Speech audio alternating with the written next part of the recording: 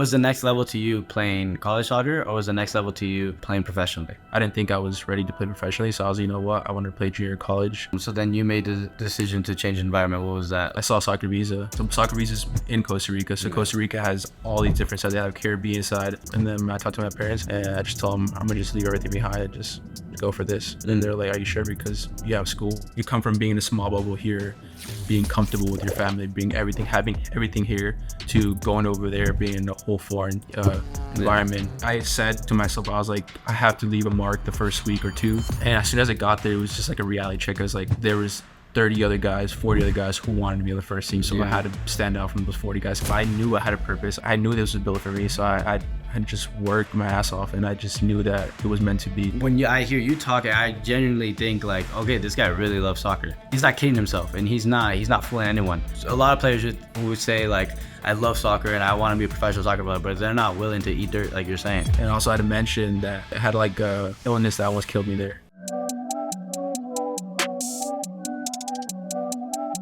Welcome back to the podcast, guys. Today we have a guest, but we also have my brother as a co-host and Miguel Pena over here as a co-host.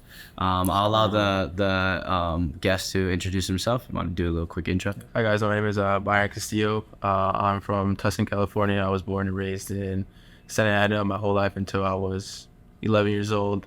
And then I'm 20 years old, like I said. Right now I'm currently played at Zeta FC 2, and I've gone through the whole U.S. system. I've gone through everything: club, Sunday league, high school, college, and then professional level in another country. So that's what we're here to talk about. Jeez. All right, perfect. Okay, so I think, you want to start us off with the hard-hitting question? Yeah, I mean, what do you guys think? It's currently going on right now, but it's already kind of known that Messi's going to win the Ballon d'Or. Yeah, well, I mean, I think it's been known. Okay. Wow. Fabrizio Romano is the inside source. Right, exactly. He's the one who announced it Did he like 5 post days something? ago. He posted something? I mean, yeah, he did. He said Okay. it's confirmed. Oh. It's not confirmed, But he said it though, right? Yeah, So it's confirmed. It's confirmed. Yeah. So you truly feel, though, that he deserves it. Yeah, of course. Yeah. What do you think? I think so, yeah. I think it's 100%. What are your guys' arguments for it? I mean, right, he won the World Cup. He stayed on top of the league score. He had a lot of goals this season as well. Did he? Yeah. You don't think so? No, I don't know. Like, Personally, I don't know his stats. And then he won like the Copa America all the way to like the World Cup. Everything, Right. They haven't Towards, lost. yeah, they haven't lost. Or they have like a And really he scored. good winning He record. won Player of the Match every single game. Probably that Argentina, I think, played in the World Cup as well. How many PKs did he score? I'm a Messi fan, so I'm gonna say that he obviously deserves to win. But there's a lot of No, other like, players. how many? You just asked a question. in the World Oh, I Cup. don't know. I couldn't tell. 5. I think it was 5. 5 goals, 5 games, 5 PKs. World Cup. That's true. That's what it is. What would be your argument? I think a lot of people said like to become the best player in the world, he had to win the World Cup. So Yeah. I think now he's the best player in the world, so he has to. It's solidified. I think he has like mixed feelings about the World Cup. I just think, I don't know. Think it's rigged? No, not it's rigged. I mean, it could be. But Oh, no, I mean, Haaland's season was crazy. Yeah, I mean, crazy, bro. It Like, sucks. He won the treble. It sucks. That's what I'm saying. Yeah. Like, it's kind of like. What about Julian? He also won He won all of it. He won everything. everything. Yeah. Top 5, I think. Except- He should be top 5. Yeah, I think he's gonna be top 5, but I don't know, dude. I don't What know. do you I just think it was like it was too easy to give to Messi. I think like Too it was easy? it just felt like when you hear Thierry Henry, what was it when he was talking about yeah. it, and it was like, how is it not even an argument though? Like it's like the way they're like All of them, approaching it. Yeah, it's just like, oh yeah, Messi, duh. I'm just like, but like you're kind of like dismissing what Haaland did. But I mean, I think there's an argument for both sides, but ultimately, yeah, it's gonna. I just think the trophy itself has been watered down For sure. because of like the rivalry between Cristiano and Messi, and it's always been like them two getting it. But I mean, deserving it, to be honest. But yeah, I don't know. I personally don't care. I don't care about the. About Yeah, the- I mean, I couldn't. I didn't really. I didn't even know it was today. To be honest, Yeah. like, I don't really. I'm not into that. But if he should win it, he definitely should. Yeah. Yeah, congrats, Messi. Probably win it sometime. I think he'll win. I- Next year. Yeah, that's what everyone's You think saying. Ronaldo's gonna win next year? No. No. I said Oh, Haaland. No, Cristiano. Not even in Europe anymore, dude. No, but yeah, they're just saying that it's an unfortunate time or an unfortunate year for Haaland to do so well. Yeah, It was it- like the same year that Messi won. What about Jude? Right now, Oh, yeah, He's on current fire. form. He's on fire. He's Yeah, I think he won the He's- best youngster in the world. Yeah, he did, right? Oh, did he? Yeah. What do you think about yesterday's game as well? I didn't get to watch You it. didn't watch it? Did you watch Who? it? Which one? The Classico? I didn't get. No, I didn't Did get. you watch it, Byron? No, I didn't watch Nah. it. I watched it. Shit, we're not soccer fans. Well, I saw highlights. Yeah. He scored 2 goals. Yeah. Banger. insane. First one. The first one was crazy. Type of merchant. The second one. The second one, yeah. All right, let's get into your story, bro. All right, enough about these overrated players.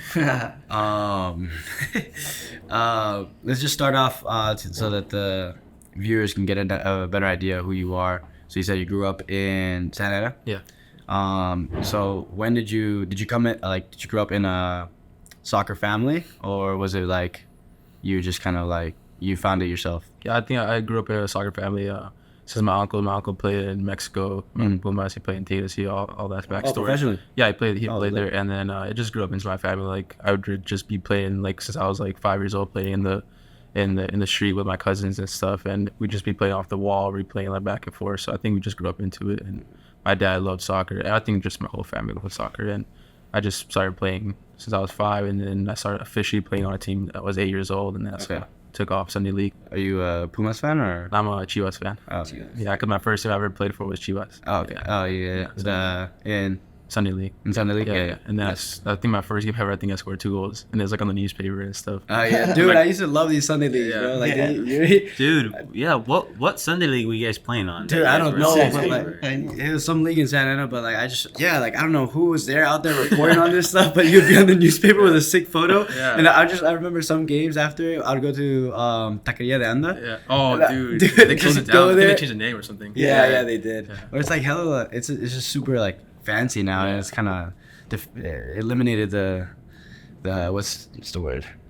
The aura, the authenticity to it. Yeah. So, but yeah, we would go there like with the family, and then as we're eating tacos, just pop out one of the newspapers that's there, and it's me. I'm like, what the hell? That's sick. So funny, wow. Dude, okay, so yeah, that's funny. And so, how long were you playing Sunday League for? Is it like you just? Until I was like around 11.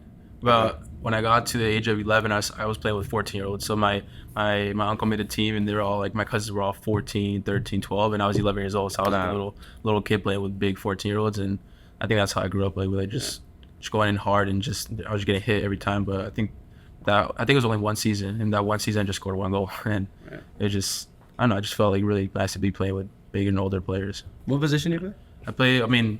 When I was younger, I played attacking like midfielder Uh-huh. and left winger, and then that's how that was up to high school, and then now I play the 6. So Oh, okay. yeah, so I kept dropping. Yeah.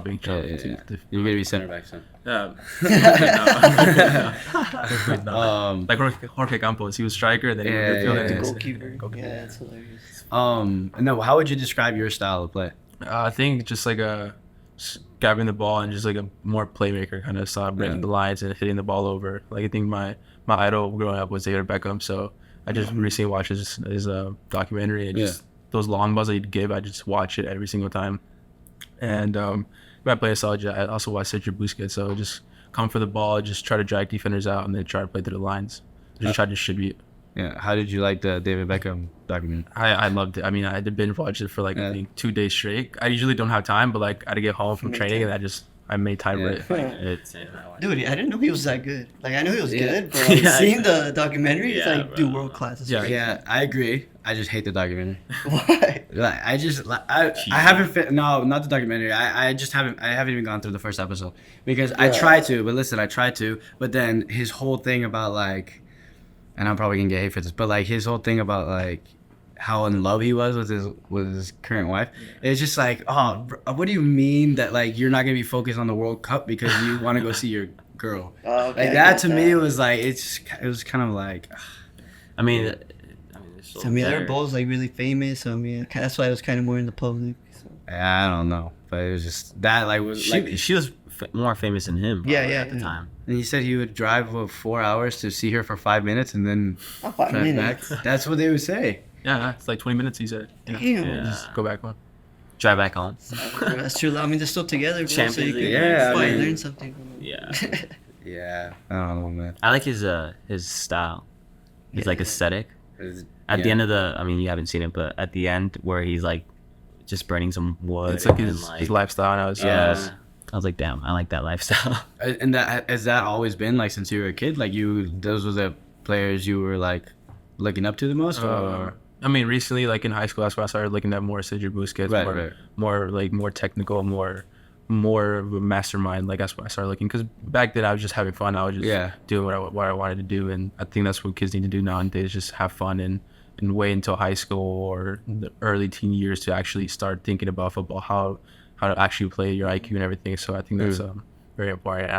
But Chicharito was one of my own as well, David Beckham, and I think those were the two I grew up watching. at what point did you, or at what age did you start playing club soccer? It was at the age of I think 12. So 12. it was an academy here affiliated with Monarcas Morelia in Mexico. So it was here in Monarcas Santa Ana. I think we're like the first affiliated team here in Santa Ana. So I started playing with them, and then they changed it to Chivas. So they transferred to Chivas, and then to the age of I think 14, I stopped playing with them and went to Laguna United until from 15 to 19. I was playing with Laguna United. I was playing like all these cups. I was playing national cups and everything, and then I got to the national cup final in 2019. That's like the biggest highlight, like one of the highlights of my career there. And yeah, in 2019 I got there, and we were like the number one team in like club level. Yeah. Number one team for like at least I'm not gonna say 3-4 years. And yeah, a lot of those players are really good players. So we just bonded as a team, and made me as a player I am. The coach, I can say Marcelo Aguirre, he made me the player who I am now, because he taught me how to be technical, how to look behind my shoulders. He told me everything. So Yeah. I think those 4 years were the most important part of my career. How did you get introduced to, was it Morelia? Yeah. How did you join that team? I think I just went for a tryout. I think my dad just saw it on Facebook, and then he just sent me. He told me, he was like, just straight up go, because Centennial. Yeah. So it was just like, I think it was like 10-15 minutes away from my house. So why not just go ahead and try it? Because I think I was just tired of playing against older kids. So I was like, you know what, I wanted to go to my level and start playing with my level and actually have fun. Because I was having fun, but at the same time I was like, I was getting beat around, I was thrown around. So I wanted to have fun and just play with the ball. So Yeah. and I became captain the team and everything, and we started winning these trophies and everything, and it was a really fun time. And yeah, And then was when it went to Chivas, were they affiliated with is that like Chivas USA or no? Or Chivas from Mexico. Oh, so they had an affiliation? Yeah. Oh, interesting. Oh, nice. This is still there right now. Oh, really? And they brought a professional player there, and they have a lot of professional ex-players who are coaches there. So it's Okay. really cool. Yeah. In Santa Ana? Yeah, it's Center. Yeah. Damn, that's cool. Okay, and then how did you get to Laguna United? My uncle's stepson played under the coach that was at Laguna United, and they've known each other for, I think it was like 5 years. They know each other, so they're really close. And he just told my uncle, just asked me, and he's like, oh, do you want to just chat with his team? And like, he's a really good friend of mine, and if you want to go to the next level, you have to go to this. Yeah, they were like all pressuring me, so I was like, you know what, why not? Yeah. And I went, and it was just plain training. It was things I've done before and stuff. Yeah. And then as the years went on, the weeks went by, we got more intense. The intensity got higher. The trainings got higher. Like it just got really high. And my physical level just got bigger. I got bigger. It was just everything was just getting way better. Technical, tactically, everything was just way better. And you had the same coach since you got there? Yeah, since I got there, yeah, until I was last year 20 years old. Was the next level to you playing college soccer, or was the next level to you playing professionally? I mean, like anyone else has a dream of playing professionally. Right. So I knew that was the next level. But I think the next level for me, I knew coming out of high school, turning 18, I think I wasn't ready to play professional. I didn't think I was, like, you got to be realistic with yourself. You got to know your limits. You got to know how you are as a player. So I didn't think I was ready to play professionally. So I was, you know what, I wanted to play junior college. And I just want to go ahead and just play junior college. My uncle as well played at Santa Ana College. My whole family, my coach that was there at Laguna played at Santa Ana College. So everyone just went through there. So I was like, you know what, why not? And then I went to the training. They liked me a lot, the coach, and the players really liked me. So I was like, you know what, I fit right into this environment. I grew up here in the city. Yeah. I love the school. I love where I'm at. So why not? It's easy. And I didn't have the grades to go to like a bigger college. Because like Sergio was like similar, where he had like D1 offers, but because of his grades, he wasn't able to like. He had to go to the JUCO route first. It was that like similar? Did you have any contact with like any like 4 years? I had a contact with the Whittier College. I think it's the Division III school. So I think just one of my club games, they pulled up and they were just watching it. Them and a school in Ohio were interested at D3 school. So I mean, they were interested, but I was like, my coach was like talking to me about it. He was like, do you really want to go D3, or do you want to get your grades up? You want to go to junior college and play a year, get that experience, and then do you want to jump into the 4 year after that? So I really thought about it. And I was like, you know what? That's what I wanted in that moment. That's what I wanted. I wanted to go to junior college right after club, and I just wanted to go to 4 year after, but just things didn't work out, and I went a different path. Yeah. So yeah, okay, we'll get into that. But how was your experience at Santa Ana College? You did a whole season with them? Yeah, I did a whole season, my rookie season when I was shared of high school. I won the conference. I mean, we were co-champs. So yeah, that was like really cool because off of high school I won a title, and then I went to my rookie year, I won a title. So it was like my momentum was really high. I was at a good moment in my career. I was really fit. I was just doing very well, and I was the youngest kid at the team. So I think since not even just from college, I think just from high school and that being in my high school team as well, the pressure was building up because I was like the main kid there. I made varsity my freshman year, so that's what kind of pressured me. That was my kind of pressure. Maybe it's different for other people with a different pressure, but my pressure was that. So I was just growing up, I was kind of like the kid. I was the one who the ball had to go through him so he can play. So I had to grow up that, and then I was as a rookie on my college team, I had to live up to the expectation of that. We brought this kid in and we want this kid to perform. So every time I go in, I had to perform, and every time I started, I had to perform. So right. Yeah. Okay. And then so you got a lot of playing time that first year? I think so. Yeah. I mean, there's a lot of seniors because COVID happened, so a lot of older guys are there, like 22, 21, so they're older, so they got priority. Right. And I didn't really get mad over that. I didn't really get frustrated over that. That's kind of how the college system works. Yeah, and I wasn't really frustrated. So I was like, you know what? I mean, as long as I start some games and I get some playing time, I'll be satisfied. And I did get a lot of playing time, and I started some games, so I got happy with that season. And then we were co-champs, and then did very well. We got eliminated the second round of a playoff, so it wasn't bad. It was a bad season. So, kind of like walk us through your like mindset during that time. Like you're playing that season with Santa Ana College. Your idea is to play another season. Yeah. To play 2 seasons there, and then in an ideal world, get picked up by a D1, D2 school after. Yeah. Right? That's kind of like the mindset. So then what ends up happening after that first season? After that first season, so basically we take a break, and then I just go back to play in EPSL, my first season in EPSL, and then I went back, and then that next summer I went to the preseason with Santa Ana College. So I was like, you know what, I just wanted to play another season, and then I just wanted to like become the guy. I want to become the captain. I want to become who people rely on, and because I have the experience of, because Santa Ana did not win a title for 11 years, and I won it. I think that's what I had the experience of winning a title. I mean, co-champ title, and bringing it on to the kids that were coming on, and what I did was very smart. All the guys that I had in my club team, they're all very good players, and I brought them all to Santa Ana College. So I basically built my own environment. I built the people who I wanted to be around, and all my best friends, everyone was there. So they were all good players. So we built a great team. The bench was good. The starting team was good, and I don't know what happened, but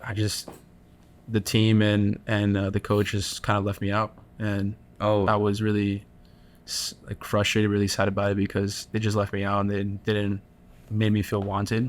Nothing against them, but I mean that's how maybe their playing style I wanted to be, or maybe how that's how they wanted. They didn't want someone too loud, like, because I'm a very loud player. I'm a very commanding player, so maybe they didn't want something like that. But yeah, I just got left out, and I have a starting spot, and I just felt like I just needed to change the environment, change where I was going to go, and my goals and everything. Did you ever speak to the coaches about it, or? No, because they were really like straightforward with me. They just like, told me like, yeah, they put me to the side and just put me on the bench team and put me not on the starting team. So I was like, okay.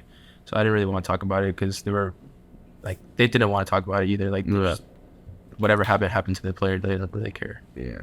Interesting. Okay. So then you made the decision to change environment. What was that? Like, what were your options, or what were you, like, what were you considering? I just considered to maybe go down to the school or just go the pro route. And I was really debating for probably a week because I saw Soccer Visa, which came up, and I saw them on social media for almost a year or two, and I was like, damn, should I go? Should I not go? Should I risk leaving everything behind? Should I just risk maybe playing college and just my eligibility being gone? And I looked into all that, and my family, I had a girlfriend too, so that's what also made the decision. My siblings, I have 3 siblings, so it's just I'm the oldest one, so I had to take care of them as well, and my family and stuff. And coming off from COVID, it was just really tough. So I had to really, I don't know, I just think everything out, and then finally I talked to my dad and made the decision just to go the pro route. Okay. And then, so for anyone who doesn't know, what is how would you describe what Soccer Visa is? Soccer Visa is just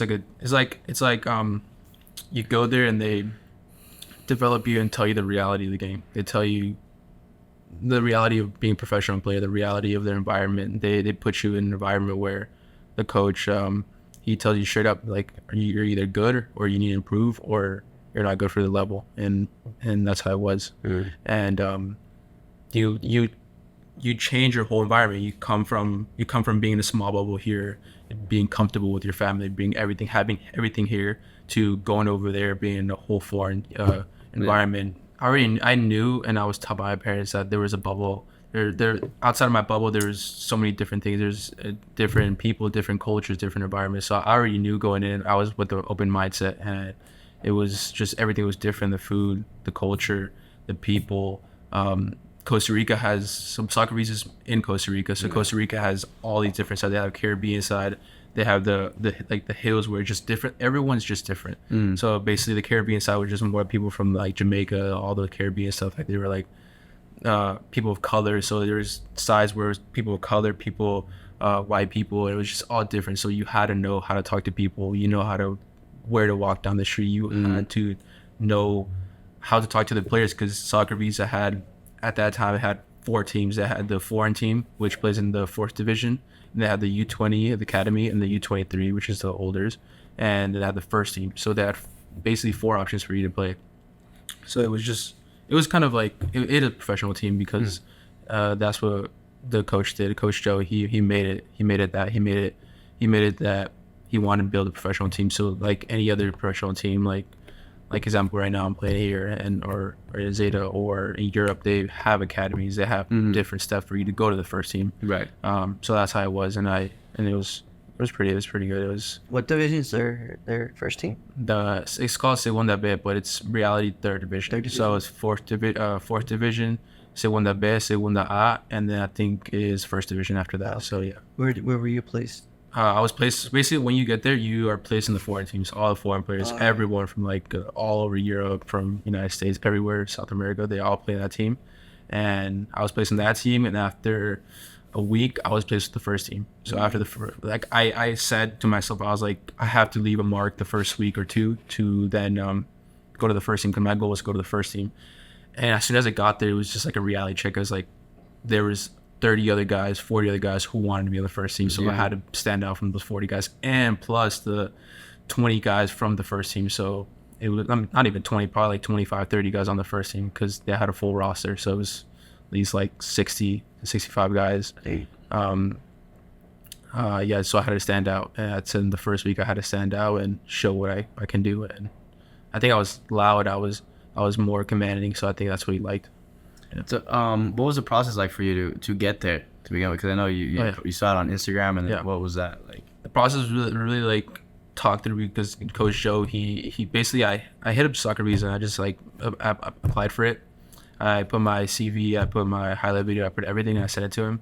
And then he's like, oh, you just want to set up a Zoom call and just talk about your goals and what your goals are coming into Soccer Visa, and professional goals, and what do you want in your life. And they wanted to know me as a person, and I think they thought that knowing me as a person was more important than as a player. I think that's what they wanted to know more. They wanted to know if it had a supporting background, I had a family, if I had a loved one. They even wanted to go onto social media and see what I had on social media. They wanted to see how I was a person.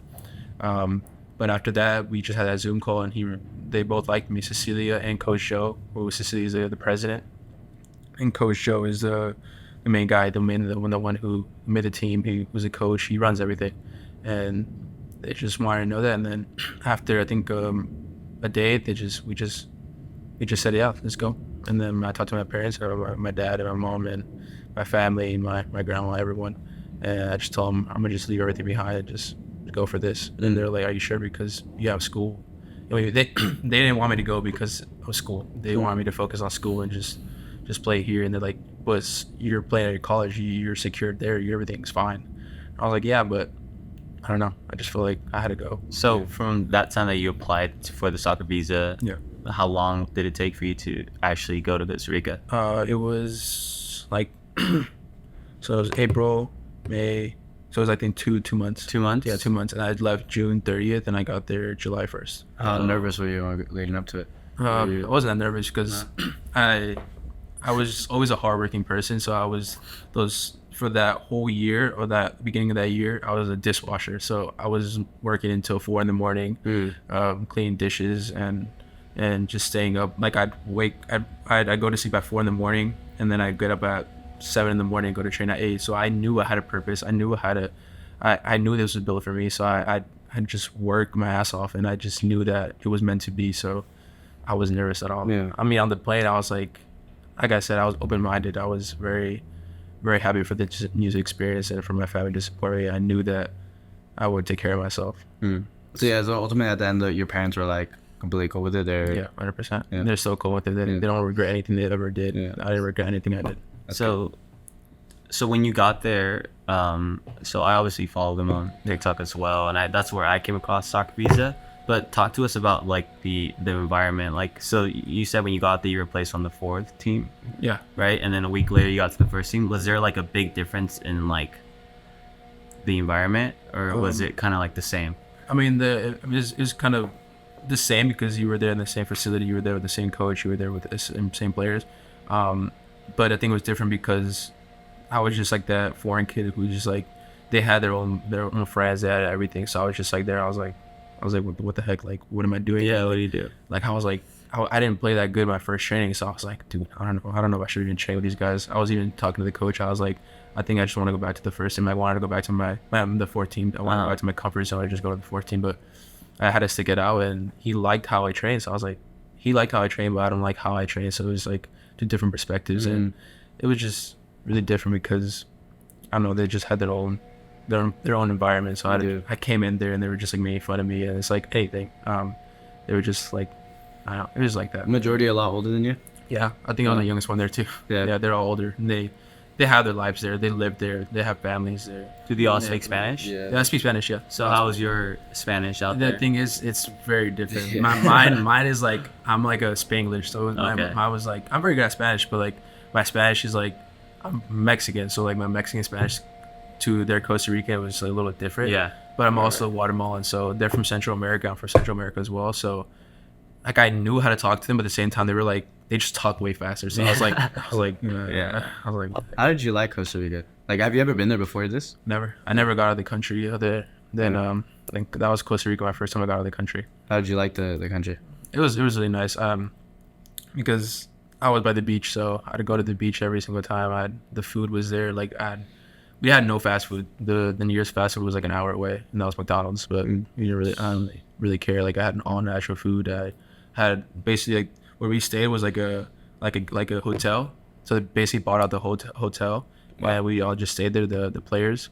And you just walk down the street. You have a little store. You have restaurants. You have everything. So it was just like the life. It was just like if you want to go on vacation, you go to that place. Nice. The place where we were at, it was called Puerto Viejo in Cahuita. So it's just like where a lot of foreign people go there to like just for vacation and stuff. So we were basically there on vacation with focus on football. Yeah.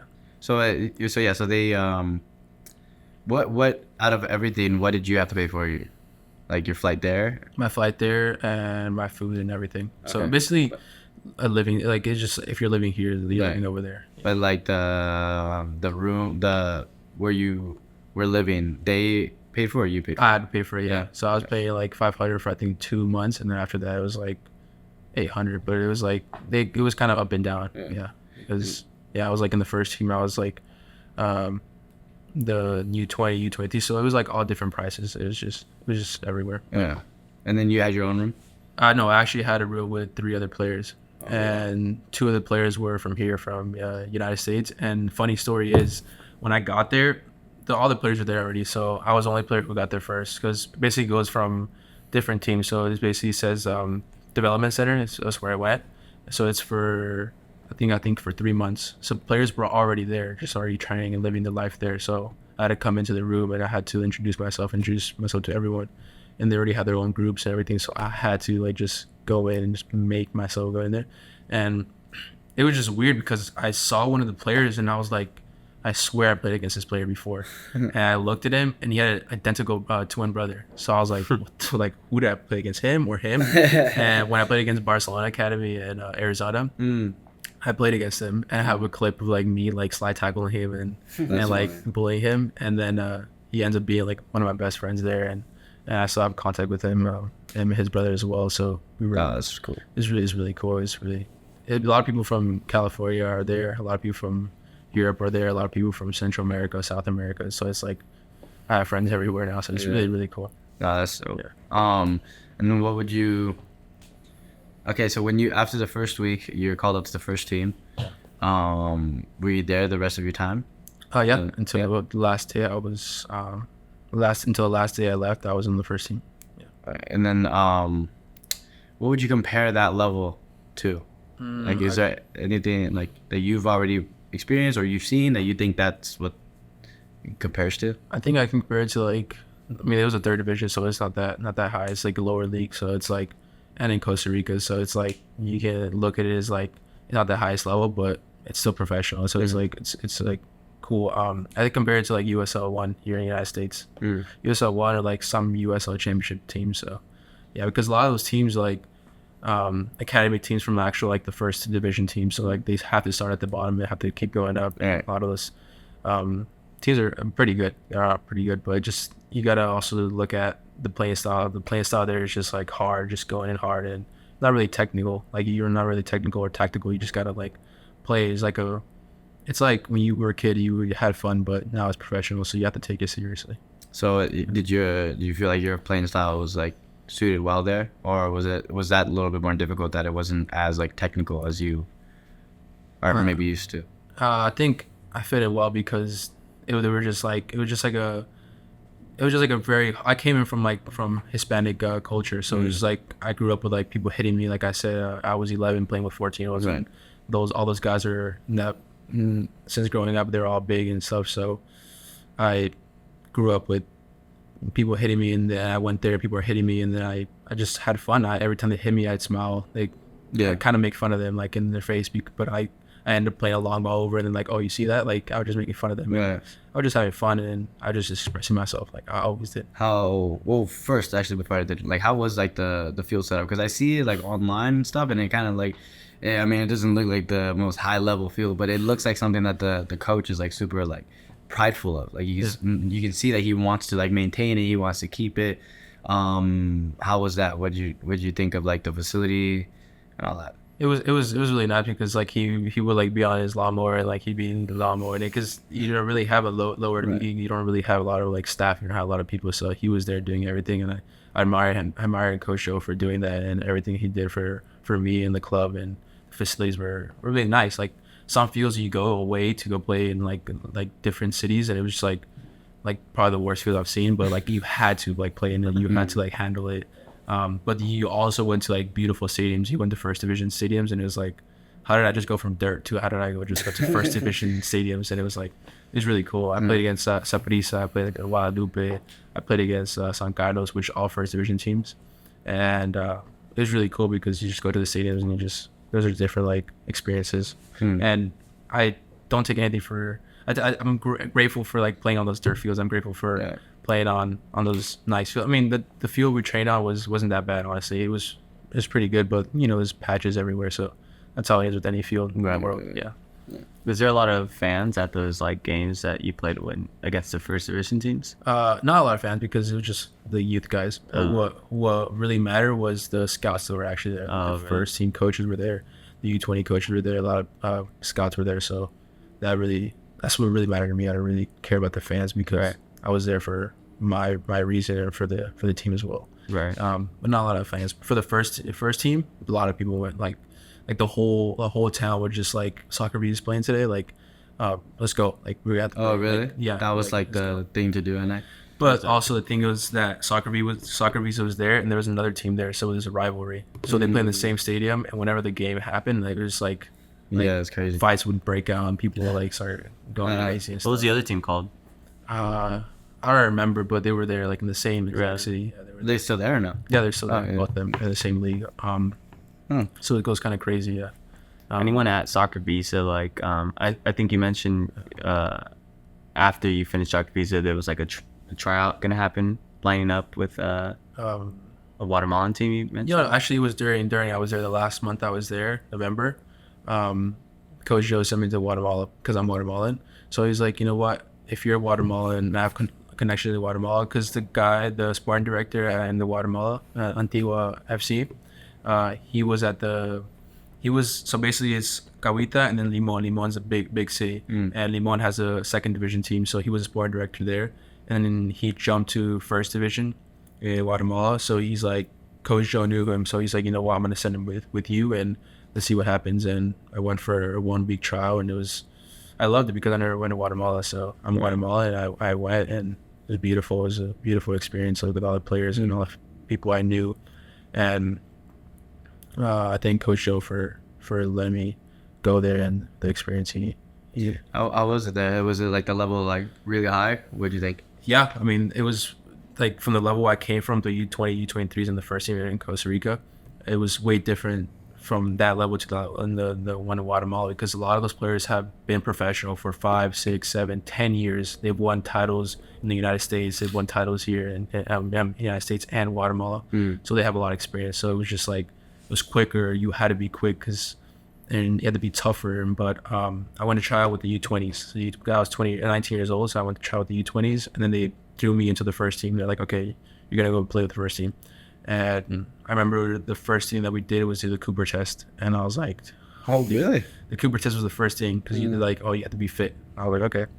I was like, all right. And then after I asked him, I was like, how did I do? And he's like, you were actually up there with like the first team players. You're actually doing pretty well. So I was like, okay. But I met a guy there that's from Boston. So he played a USL championship, and then a lot of other guys played a USL. So it was pretty high level guys. Okay. And then so what did they end up telling you? It didn't go through because of my passport. So Yeah, that's what I was basically, gonna ask too. Yeah. Did you have a Guatemalan passport? no, I didn't. I only have my U.S. passport, and I tried to get the Guatemalan passport, but it takes like a year to do. So it's like it's a process. they don't want me in a year. They said that I was good enough. The only thing that I lacked was defensively. I'd have to be better. As a 6, as an 8, you had to be better defensively, because they had like, when you're professional, they put on the trackers. So the tracker they had was like, they tracked down defensively. They tracked how much you ran, everything, and they put it on me. I think like 2 training sessions. And I think the only thing that I lacked was defensively, but everything else was fine, and I did well. But just the passport is a tough part. So is that something that you're working on now to Yeah, in days still away? working on it, yeah. What about your Mexican? I'm so working on that. Passport, Yeah. So it's easier to get the Mexican one. I can literally go to to Mexico and just do it. But in Guatemala, it's really tough. Process. Okay, so then after the Guatemalan trial, where do you go back? You go back to Soccer Visa, or you come back home? I went back to Soccer Visa for like 2.5, 3 weeks, and then Thanksgiving came around, and I was like, I think Thanksgiving was on Thursday, and I had to leave on a Saturday, so I was like, you know what, I don't want to miss Thanksgiving by like 2-3 days, so I just left Soccer Visa early. And I was judged a lot by Coach Joe and Cecilia and all the players, because like they didn't want me to leave early, and they thought I had to stick it out. I had to be like, as a 400 player and trying to go professional. And if you really, really wanted, they said you had to just stick it out until the end of the year, because that's when everyone was leaving.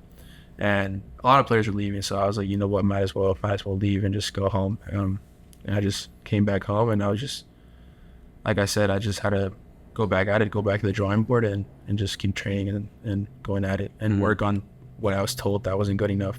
I wasn't good enough defensively, so I worked on that. But I've been working on it. So how does soccer visa work? Is it like is there contracts involved? Are there anything like that or no? Yeah, it was contracts involved with like, so basically the first team has 3-4 spots, Okay. and they didn't want to sign it fully because they just didn't need a playmaker. They didn't need a player like me. They needed someone who was defensive, like was a defensive dog. And one of my best friends there, he was a defensive dog. So I was like, I wasn't really mad about they signing him, and they signed another goalkeeper, and they signed another playmaker who they already had for like 3 years already. So I wasn't mad about it. It was like after the first week, it was kind of weird because after the first month, he said, "I'm gonna sign you for the first team." And that night that he told me that, because we played, I think, against another U23 team, and I played very well. I gave, I think, 2 assists, and I was just playing very, very well. And he told me after that game, he's like, "I'm gonna sign you for the first team." I was like, I went back to the hotel and I just started crying. I called my parents, and I was like, "This is what I've been working for my whole life. This is the dream." I saw myself in the mirror, and I looked at myself in the mirror, and I was like, I've been working for this the whole time. I see that little kid that was Sunday League was getting beat up. I saw that kid that worked endlessly, woke up 5 a.m, 6 a.m, trying to become that better player, because I was never a talent that you saw like he was good. Like you just looked at me, you're like, oh, he wasn't not a talent. Like he worked for it. Like I worked for where I am now. I worked for where I was back then last year, and I think I just cried for like the whole night. I cried to my parents. I cried to my siblings, and it was sort of a great experience. So when you leave, there's no talk about you coming back? No, there's no talk about me coming back. So so that's what I mean. Like so it's basically like towards the end of the year, if you haven't been offered a contract to for the first team, or just another like team, like you know how I was sent to Guatemala. Like if I wasn't like signed there, if I wasn't signed anywhere, I just come back home, and it was like Christmas break. So yeah. But like there's no chance of you, because you being 19, there's no chance of you staying and being on one of the other 3 teams. Yeah, I mean, yeah, I could have done that, but I just decided to just come back home, and because I was also financially, I wasn't 100% there, so I had to come back home, and I felt like I had to work and just live an actual life there, because over there I didn't have a job. I had money to like, I relied sometimes on my parents, I relied on myself sometimes, so like I was barely living off of what I had. So yeah, like you're not living a rich life over there. You're not living the life that you live here. Like I have all the luxuries, I have all the food and everything. There it was just like, it was just crazy. It was just crazy. I didn't have the same food. I didn't have the family. I didn't have the same support. Okay. And also I had to mention that I had a illness that almost killed me there. What? It was super. Yeah, that's something that you. Yeah, I had to bring not that up. important.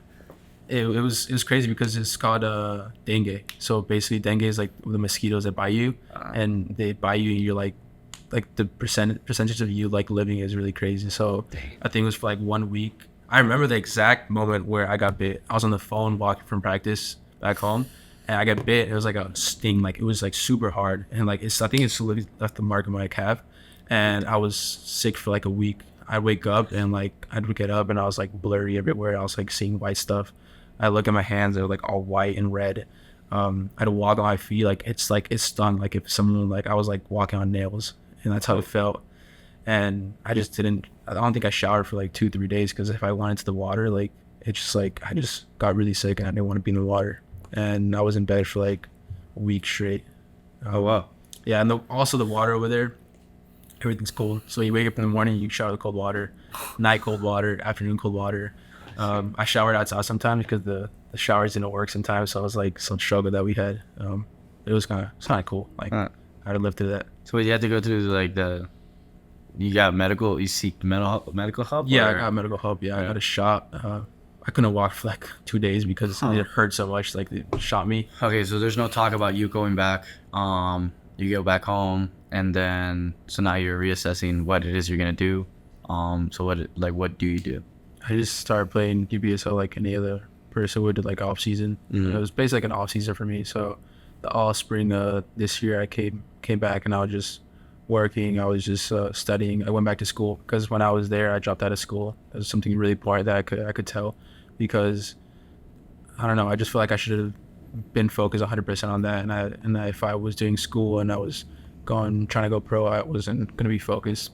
And plus, I tried to do schoolwork over there, and the Wi-Fi was just like horrible. It was like I was in the middle of the jungle, so I was like, how am I gonna get stuff and go on Zoom calls and stuff? So it was really tough. So my parents, I talked to my parents. They're like iffy about it again, like anything I was doing.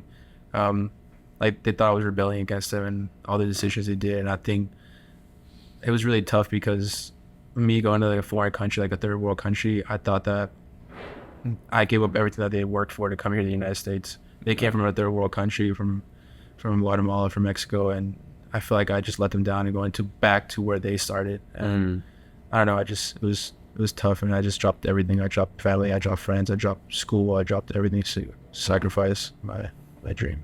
My dream.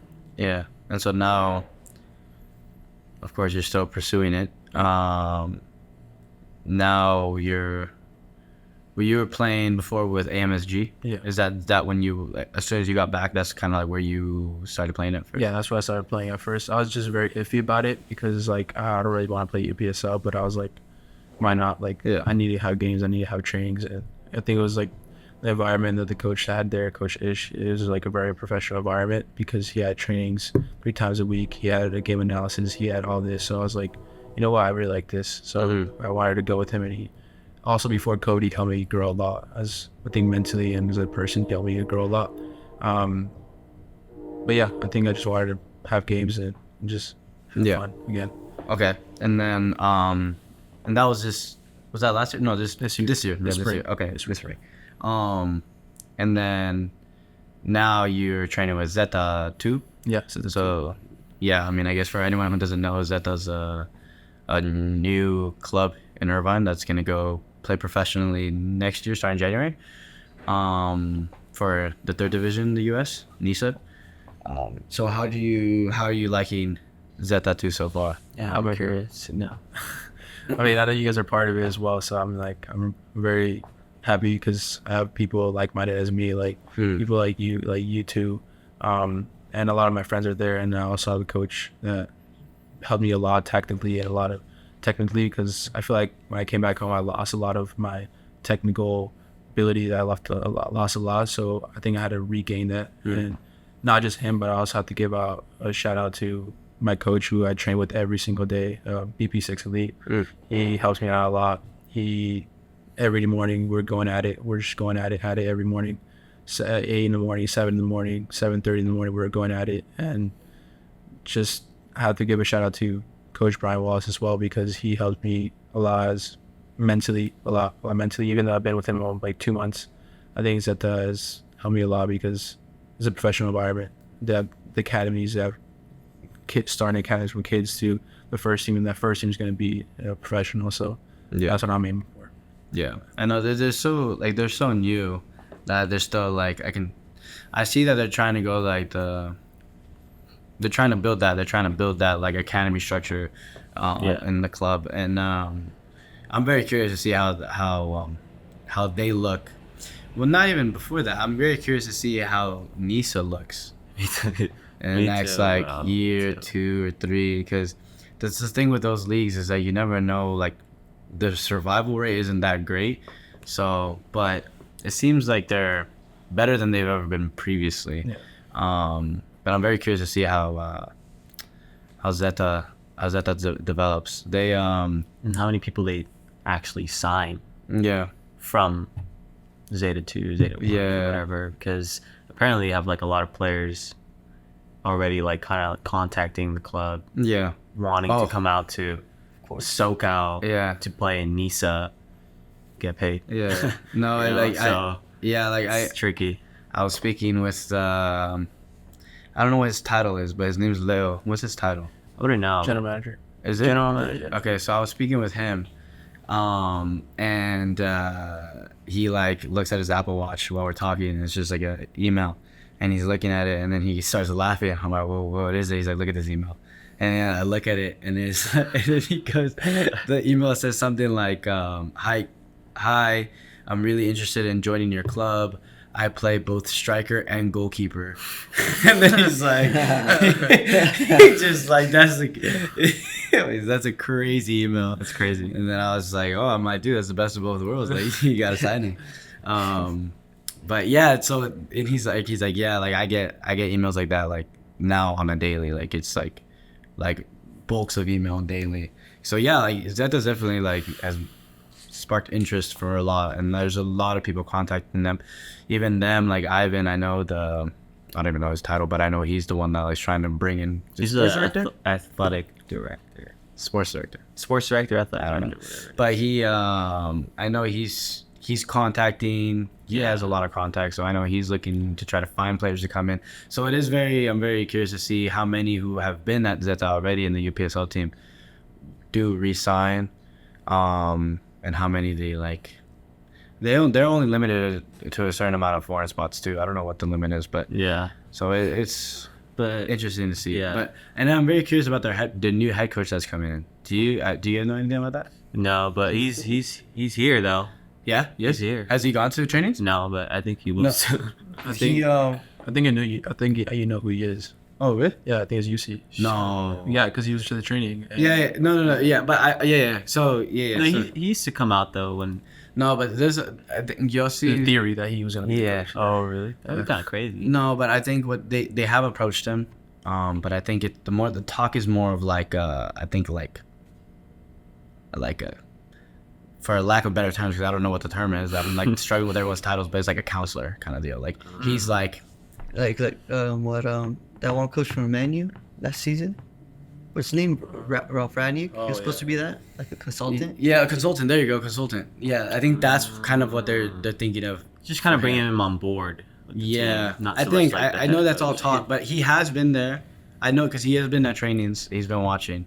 He was at the last game that you played. The one at not that far away one. Why is it Not just he was the at- one that I went to? on Wednesday. He was there on Wednesday. Yeah, but I missed him. But apparently, that's when I spoke with Leo, and Leo told me that he was there. Oh really? But yeah, so because there's a lot of young guys there too, so you gotta keep in mind Yeah. like if their eligibility still there, you can sign them for UCI if you wanted to. Apparently it's some like But yeah, they have right now they have a coach named Alexis and Claudio. Claudio. The funny thing about Claudio is that he was the see, I'm struggling with people's titles, but he's like the sports like I guess kind of like the one that like tracks the numbers, checks the GPS, does the warm ups, that kind of stuff. Right. He was there for OCSC when I was there. Oh, Yeah, so we it's a lot of people that you know. Huh? You know of him. Yeah. He knows of you too. 'cause- Yeah. So like we had that conversation a little bit. He's like, yeah, what happened to you? I was like, what do you mean what happened to you? He's like, yeah, like you were there 1 year and then you're gone. I didn't know what happened. I was like, oh, I went to UCI. Like that was like the plan from the start. He's like, oh, okay. And then he's like, all right. And then that was it in that conversation. So he's there. Is he? Yeah, so he's there. I don't know if they're staying for the first team or what the idea is. I with think that. the new coach is probably gonna Bring come his own in. people. Bring a staff. Probably, because I think they already know that they're only coaches for a certain amount of time, and then they're bringing in a new coach. Yeah. Something like that. I'm not too sure. All I know is that we're in the 4th round of the Open Cup. Oh yeah. Hey, what? Who do you Oh, play yeah. next? Temecula. But I heard the Open Cup is crazy. Like they win this Open Cup. Like this, they still have to play another one against the other. They have to Like- qualify. No. This is like the qualifying round. So there's Yeah. 4 rounds. So we're made it to the 4th round, and then after there's a fat break until like February, January, where Until, it like, comes the up pro again. teams and stuff. But No, apparently they have to you do can have another one and then the pro teams. No, there can be 2 teams from the same organization in the Open Cup technically, because NISA teams have a bye into that. They don't have to play the qualifying round. Oh, they're Already automatically. So technically, if our UPSL team wins November 18th on Sunday at 5 o'clock, No one's going. then I know. No, apparently Temecula like, brings a big crowd, so that should be interesting. But I don't even know if this is gonna be out by this. Anyways, so yeah, 4 rounds, and then but I think if we qualify, then there'll be 2 teams representing Zeta. But I don't think the players from this UPSL team can go into the NISA team and play for the Open Cup. Like you can only be on one or the other. So that's where it gets kind of tricky. And That's weird. Yeah. Is your mindset right now at Zeta the same that it was like at Soccer Visa, where you want to make that first team here at Zeta, or is this just kind of like a place to be right now, and just it doesn't have to be Zeta, it can be anywhere where you're just trying to Like I'm always open-minded, so I think right now I'm there for now at this moment right now, but I'm also working right now on trying to go to Mexico, and I have 2 people from Mexico that are trying their best to help me to go to Mexico.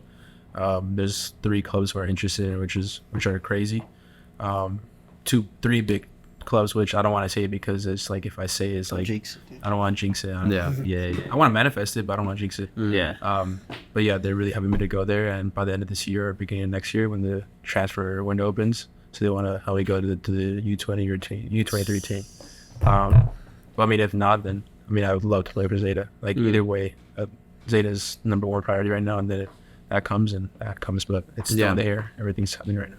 So is that kind of like your mindset is like where you're at right now, just keep that your #1 priority, put your all into it, but of course if other opportunities come, you're gonna consider 100%. I mean, I've always thought about like you said, like the guy from Zeta, like the general manager. He receives like emails. I just feel like I should be emailing teams, like professional teams, just email. For sure. That's what coach and Soccer Visa like advised me to do. Just send emails out, just submit my highlight video and stuff, because why not? Like, yeah, you never know. Yeah. I was watching. It was funny. I was watching Impulsive, the podcast, Logan Paul's podcast. Yeah. And who do you have? You probably know. What was that? Mark Cuban? Yeah, exactly. I knew he would know. I knew he would know. But he had Mark Cuban on there, and he would say like he gets. You can imagine he's a billionaire, so he gets like thousands of emails every day, and he says that sometimes he's having a bad day, so he doesn't even look through his emails. But sometimes he's just having like the best day of his life, and he's a little bored, so he just scrolls through emails and clicks on some of them, and then maybe he responds. And he responded to Jake Paul's random email before Jake Paul was like even anything, and actually responded to it. So it's like you never really know. I mean, that's just kind of like a crazy example. Yeah, it definitely is. But like even with like Leo, like when he saw it on his Apple Watch, right? If it would have said something way better than I play striker and goalkeeper, if it would have been like, like you explaining your experience, like I played in Costa Rica here, and then whatever you come up with that's like, that's eye-catching, like a good hook. Like, yeah, maybe he clicks on it, maybe he looks through it, and then now you got his attention, now he's looking at your highlight video, he's looking at your CV and stuff like that. But you gotta be smart with the email you send out. But it's like, but yeah, no, for sure. I've always encouraged players, even like if they're trying to play college soccer. So I did that like my sophomore year of high school. I was sending out emails to colleges, even though I knew they couldn't even respond to me, because the most that they could do is invite me to an ID camp. Yeah. Like I knew that, but I just kind of wanted to have my name in their mind if I ever came up again. Right. So it's like, yeah, I think if anybody goes, you're trying to play professionally and you're in the mindset that like I'm too good to be sending out emails, then you're gonna like you're kidding yourself. Like it's like that's like the least you can do almost. Yeah, I mean it's more about connections as well. If you want to like make the most out of like, especially if you're in a situation where like Zeta, for example, no one's really looking at like no MLS team is looking at Zeta. Yeah. That's just the reality. No one's looking to try to scout a player from Zeta. So if you're in that situation, you need to get your name out there as much as you possibly can. So that's kind of like, yeah, I don't think, unless you're like fucking crazy. I mean, right now no one really knows our names. Like even if we play like I said, like no offense to you, but like even if you play D1, no one knows 100%. 100%. So you gotta like, no matter like you gotta put yourself out there social media wise. You gotta put yourself out TikTok with everything that we have nowadays. We have to put each other out. Like this podcast, like anything is what help every single one of us now situation right now. And that's what I was told. Like you coming into this team, you coming into this foreign team, going to Costa Rica, you are a nobody. You already have to put your name out there. You have to work for it. But yeah, like I don't think me sending out. I mean, I don't know why, but I just don't send out emails. Like I don't know why I haven't. I don't know why I haven't had the time for it. But like I want to have the time for it, but I just have training, school. This it just gets all in I my think head. you haven't made it a priority. Like ultimately, you'll make time for any priority you have in your mind. Like if you find something to be a priority, like David Beckham thought seeing his girlfriend was a priority, so he made time to go see her. Right? That's fair. Whatever, man. Fair. But like if you thought like, and maybe now after this, you probably think, okay, I think now I need to start sending out emails because it's a priority of mine. I need to start making it a priority, and you'll make time for it. No matter like how busy of a day you have, I think there's all of you. Like you sacrifice maybe that 1 hour of sleep, and then you could do it. But is it a big enough of a priority for you to sacrifice that 1 hour of sleep? That's ultimately what it comes down to. But yeah, I think what people get discouraged by it because they don't get a lot of responses. And I think that's it. But ultimately, you really just need that one response that can give you a crazy opportunity that you never expect. I'm willing to eat dirt, like no matter where. Like going, like I already went to third division. I'm willing to go to England, fourth division, fifth division, sixth. It's still good. Like those levels are still good. Fourth, third division are still good, and they play the FA Cup. You don't even know. Like you play those big tournaments. You can go to France. Like there's underrated ballers that are in those lower leagues that those levels are still good. Yeah, and I'm willing to do anything to have that contract like anyone else would. Yeah. At this age. No, but I don't think anybody else would. That's no, but like genuinely, because that's and like when I hear you say that, is like, like I gain more respect for you by you saying that, because I know there's a lot of players who they get an offer like that to go play. Let's just say to go play soccer visa. And they'll be like, Costa Rica, in the third division, the field's not that great. Nah, like I'm gonna try out here in the States, because. And when I hear you talking, I genuinely think like, okay, this guy really loves soccer. Like he's not in it. Like he's not kidding himself, and he's not fooling anyone. Like he's there's a lot of players who would say like, I love soccer and I want to be a professional soccer player, but they're not willing to eat dirt, like you're saying. Like they're not, and that ultimately I think is what's gonna make you actually end up signing that pro contract. Sooner or later. You never like that's like for me, my mindset's always been I'm going to sign that pro contract. It's just a matter of when. I have no idea when it's gonna happen, but I know it's going to happen because I'm not gonna let myself not let it happen. You know what I mean? I'm gonna keep going and pushing till it happens, and it can be in the fucking third division of Poland, Jamaica. It can be in the second division here. It can be in the first division here. I have no idea where it's gonna be, but I'm willing to like push now that I'm like actually physically able to pursue it. Like later on, you're gonna look back and you're like, yeah, I regret not doing it during the time that I'm actually capable of doing it. So I'm gonna push my body until like now that I can, and then just see how far my career can go. And then later fall back on whatever plan B that everyone talks about. But ultimately, this is, if you love it, you're gonna like, I think you said it perfectly. You're willing to eat dirt for it. Yeah. So Without a doubt. yeah. And I don't think it's a plan B like later on, like when you stop playing. I think it's just like life. I think it just his life happens. And I meant like falling back on that. Yeah. Whatever people want to call it. Plan But B. as long as you know that you did your 100%, you gave your 100% every day, and throughout your whole career, you know you did 100%. Like I don't think you're gonna feel any regret. I think you'll feel 100%. And at the end of the day, you have your family, you have everything. It's more to life than football. But for now, it's like I cry, I bleed, I eat dirt for football. I do anything for football, and I don't know. It's like I can go back and reference it. Like I can just see myself like as a little kid, like just being very introvert and a very quiet kid, and I just wouldn't talk to kids. I wouldn't go eat a lunch, and I just would go play against the wall. I would just do it for days, and just like I would love it. That's it. Even though I didn't get better, maybe maybe I did get better, maybe I didn't get better, but I just loved it. Yeah, you just do it, and maybe I think what discourages me a lot. Like here in Orange County or Southern California, a lot of players who get to the age of 20, 21, they would just stop pursuing it because like, you know what? It's a false reality. You don't want to, I'm not going to be a professional player anymore. So just stop. But I think no matter what happens to me, I think 20, 21, 22, if I don't get it, I'm still going to keep going because you see examples like Jamie Vardy, you see examples like these older guys who made it later on in their life. And it's really, really motivating. Yeah, for sure, bro. And when that happens, right back on the pod. Yeah. Okay. Well, I think that's a good place to stop. But yeah, bro, I ultimately like, yeah, you got all my respect and support, and I hope you, and I know you'll accomplish whatever it is that you want to accomplish. You definitely, with the mindset that you put out on this. Why is my thing? I keep thinking, with the mindset that you've like expressed on the pod, I think you're definitely like are going about it the right way. But yeah, dude, thanks for coming on. I really enjoyed Thank it. you for having me on. Yeah. For anyone that's trying to follow your journey, let them know you're at. Byron Castillo with double N. Instagram, that's it, and TikTok as well. Yeah. And then follow us on Instagram at without a doubt _ athletics. Yeah.